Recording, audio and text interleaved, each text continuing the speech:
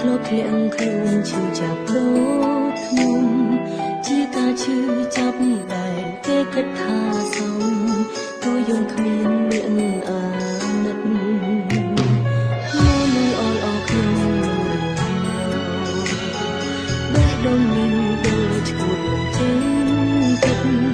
អ្នកផ្សេងគេប្រាប់មិនទទួលការពិតបែបបិទនៃស្រឡាញ់ក្នុងខ្លួនទៅស្រឡាញ់មនុស្សប្រខូចដឹងរួចហើយថាបែបណាតែអារម្មណ៍មួយនេះនៅជំនៀងចង់ឈ្នះគ្រប់គ្នាជឿថាគេឈប់សាវ៉ាទាំងដឹងថាគ្មានថ្ងៃទៅចុងក្រោយទឹកភ្នែកម្នាក់អាយមនុស្សប្រល្អល្អស្រឡាញ់មិនកាទេពេញចិត្តតែមនុស្សតែស្មងត្រឹមការសំដែងគេយកពីផ្អែមមកបោកចិនឲ្យវងពេលដំណែងគូស្នេហ៍មិនដឹងថាជាមនុស្សស្រីទីប៉ុន្មានមនុស្សប្រមិនខុសបែរមិនស្រឡាញ់ចង់សួរមកវិញតើអ្វីដែលខ្ញុំចង់បានចង់រស់នៅក្បែរមនុស្សម្នាក់ដែលមានភាពសង្សារឬចង់បានស្នេហាដែលមានតែការឈឺចាំបែបនេះ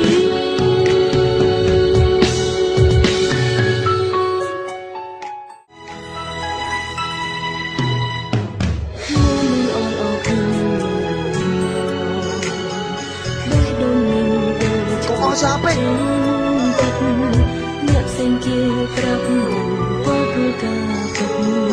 តែបិទនៃស្រឡាញ់ក្នុងខ្លួនទៅស្រឡាញ់មនុស្សប្រខូចដឹងរួចហើយថាបែបណាតែអារម្មណ៍មួយនេះនៅជំនៀងចង់ឈ្នះគ្រប់គ្នាជឿថាគេឈប់សាវ៉ាទាំងដឹងថាគ្មានថ្ងៃទៅចុងក្រោយទឹកភ្នែកម្នាក់មនុស្សប្រល្អល្អស្រឡាញ់មិនកាទេពេញចិត្តតែមនុស្សតែស្មងត្រឹមការសំដែងគេយកពីផ្អែមមកបោកចិនឲ្យវងវែងដំណែងគូស្នេហ៍មិនដឹងថាជាមនុស្សស្រីទីប៉ុន្មានមនុស្សប្រមិនខុសបែរមិនចេះស្រឡាញ់ចង់សួរមកវិញតើអ្វីដែលខ្ញុំចង់បានចង់រស់នៅក្បែរមនុស្សម្នាក់ដែលមានភាពសង្សារឬចង់បានស្នេហាដែលមានតែការឈឺចាំបែបនេះមនុស្សប្រល្អល្អស្រឡាញ់មិនកាទេពេញចិត្តតែមនុស្សដែលស្មងត្រឹមការសំដែងគេយកពីផ្អែមមកបោកចិនឲ្យវងវែងដំណែងគូស្នេហ៍មិនដឹងថាជាមនុស្សស្រីទីប៉ុន្មានបែរមិនចេះស្រ